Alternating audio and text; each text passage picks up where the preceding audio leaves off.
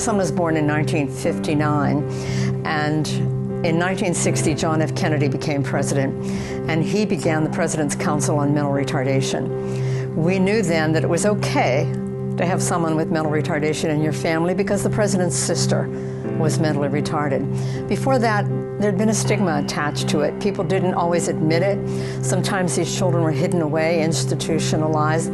But once it happened to the president, it could happen to anyone. So I became part of a parent movement with parents saying, our children deserve services, our children deserve education, our children can go far, our children are limited, but they are not that limited. We can help them. The public school did not agree, and there were no funds for public education for people with disabilities at that time. I remember going to the local public school near me and saying, my son is 5 years old, I'd like to enroll him in kindergarten. And he looked at me and said, as long as there is one so-called normal student who needs a pencil, your child will never enter a public school. That was the kind of attitude we faced back then, but we didn't give up because we knew we would win. We knew we had to win for our children. Mary Prosco was one of the persons that moved into our community and kind of spearheaded what went on. Prior to that, they did have some classes, very limited for a limited few in the public schools. I can remember the first classroom my daughter had was a prefabricated classrooms, you know, and they had to, it was separate from the building by about 6 or 8 feet, and they had to walk across plywood planks to get into the building. And then if they had to go to the bathroom or get a drink of water, they had to go back over those planks to get in the main building. So we began to try to work with the parent group here. And at that time, the group was called the Hammond-Ponchatoula Association for Retarded Children. So I joined that group, and I made it very clear that I was interested in starting services for profoundly affected people, people with severe disabilities. I remember Mrs. Fagan called me in and she said, well, you know, I'm associated with the Hammond State School, and my interest doesn't really lie in community programs, so I'm going to resign and let Joe DeMarco become president, you become vice president, and you all can take the agency forward. So we changed the name then to the Tangipahoa Association for Retarded Citizens, which became known as TARC. And now it's just TARC, which I don't think stands for anything. It's just TARC. Everybody knows TARC. They said that they actually went to the A&P food store because that's where most people shopped back in that time, and they would stand with flyers and their children and hand out a flyer to everybody that came into the A&P or left the A&P. Eventually the word got out that there were a facility for people with special needs to come to and to get some services. So little by little it caught on, and word of mouth, it just caught on. And that's how TARC originally came about. We kind of laid the groundwork, I think, for what's become a fantastic organization. Over the years it's changed significantly, but I think the foundation was there, the roots are there, and it was because they had a strong board made up of parents and concerned citizens from the community, and a lot of community support too. I think that was one of the things that really encouraged us in the early years. We had the support of the City of Hammond, we had the support of the First Methodist Church over there. Our classroom, the original classroom, was in the educational wing at the church. A little rough at the beginning because it was still used for Sunday school. So on Friday afternoons we'd pack everything up and put it all away and make it look like a Sunday school class. And then on Monday mornings we'd go in real early, sometimes Sunday evenings, and we'd go in and convert it back into a classroom for the kids that next morning. We went out and talked to public health units and to local organizations and asked where there was a need, and people began to identify people with disabilities who were home with their families with no services. And that was how we built the early intervention program and how we built adult services. And at that point we began to do crafts.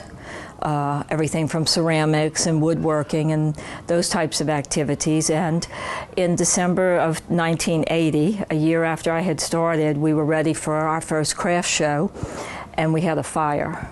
And that was here on the Church Street location. And at that time, it was quite devastating, and the building was pretty much destroyed, our side of it. But immediately after the fire, Dr. Beth Moles showed up while we were still watching the smoldering from the building standing on Church Street, and she offered us a location at the Hammond Junior High, where she was principal at the time. And she was just awesome about helping us to be able to, within 3 days, get back up and running. And so we were just thrilled to have that community support. And that fire really put us on the map for the community to know what TARC was about, and the community really kept up with what happened after the fire and where we went, and we really started growing after that fire. And it was a real milestone in terms of building services. TARC is just such a historical program for this area and this community. The thing that always just encouraged me about the program was the fact that anyone could be eligible. Anyone, regardless of socioeconomic status, race, gender, if you were faced with the situation of having a child with special needs, TARC could provide services for you. We hope that you never need TARC services, but if you do, we want to be here for you. TARC is an amazing program that does a lot of amazing things with a lot of amazing people in this community, and I encourage this community to be part of this organization, and not just one time for a fundraiser here and there, but to be a part consistently, volunteering or helping in fundraisers, or being a voice with your local legislators about the importance of services that TARC offers. I have a lot of fond memories of TARC. Leaving TARC was a very difficult thing for me to decide to do. We had a lot of fun here. It was a lot of work, so that those times of fun are well-earned, well-deserved. But the great teams that are here, the fun you can have in the office, the people that you get to know, the families, and just being part of their lives. I mean, you become an extended part of every family that's here. So there's lots of different personalities and lots of different things that go on in the course of time. Probably one of the favorite things I got to do was put the playground together for TARC with the Kids Are Us program. It is a phenomenal playground. It is still second to none. And it was a fun project to do, just to kind of get your mind off of the things, lack of funding, cuts here or cuts there, or whatever it may be, but it was a fun place to go to. I love to watch the kids work together, kids with disabilities, kids without disabilities, playing side by side with each other. I love things like seeing a kid who was told they would never walk. It was just an amazing part of my life. It was my first baby, is what I called it. I pride this agency on, and the staff that are here and who have been here in the past, is that we reach out to all individuals and their families with disabilities, regardless if they're a client or not a client, because we want them to be educated. We want them to know what's out there. We want them to know that you can access these resources, and it may not be instant, but we want them to know these are your options. And it's so wonderful to see a parent know when they have a child with a disability that may need to be tube-fed or is in a wheelchair, that when they walk in that door and they give their child to our staff, that they're smiling when they walk out the door. To have such a great facility to meet the needs of those parents, you know, and to work with a great group of individuals who do this job every day. They see the good, they see the bad, and they still come to work every day smiling. You know, we never know who's going to walk through the door. We've had individuals walk through the door and say, "I've seen your website.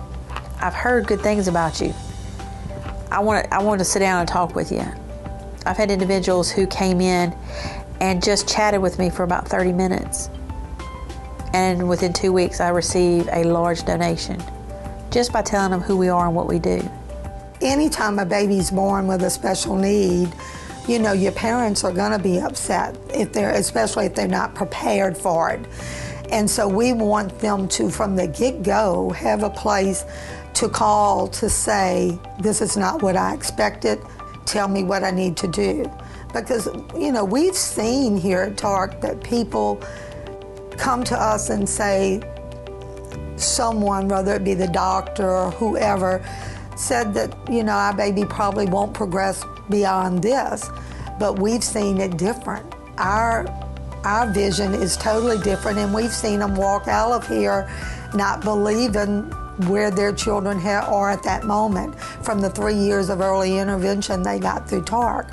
So you want every family to have that choice of coming to TARC and being able to have a place and guidance to be able to get the services that that child needs.